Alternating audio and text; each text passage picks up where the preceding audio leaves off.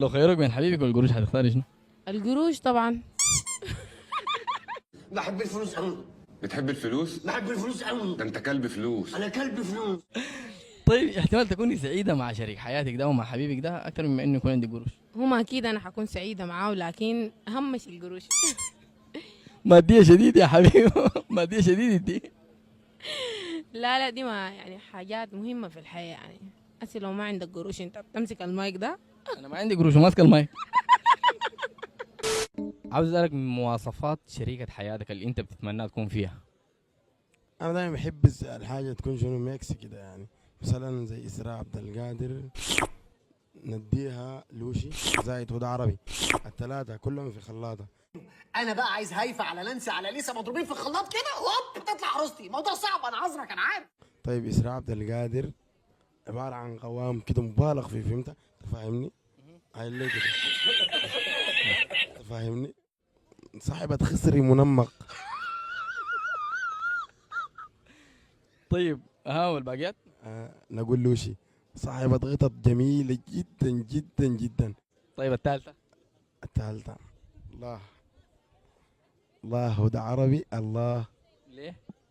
خالة الشباب عارفين الخالات. يا لئيم انت يا لئيم. انتوا يلا تخيل الميكس ده عامل كيف. اسراء عبد القادر، لوشي غطط، خالتنا الظريفة دي. لا اله الا الله، والله ده الحياة مش شريكة الحياة. المواصفات اللي تكون في شريك حياتك شنو؟ زي كده.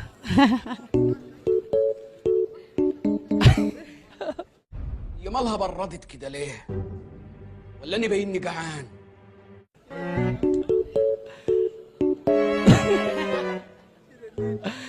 لا كده ادينا مواصفات. طيب يعني يكون شنو؟ زي معاوية كده. معاوية ده منو؟ حبيبي اوصفي لي هنا. طويل وما شاء الله عليه وخضرة وأي حاجة حلوة فيها. والله يا معاوية حظك يا اخي. معاوية انا ما بعرفك لكن والله حظك. عاوزك تدينا مواصفات شريكة حياتك. تراعي ربنا فيك، تحترمك في وجودك في غيابك، إنسانة تكون مرتبطة بيك عشان شخصك. والله الراجل ده بيتكلم كلام زي الفل. بس ما عندك علاقة بالجمال؟ لا الجمال بيروح.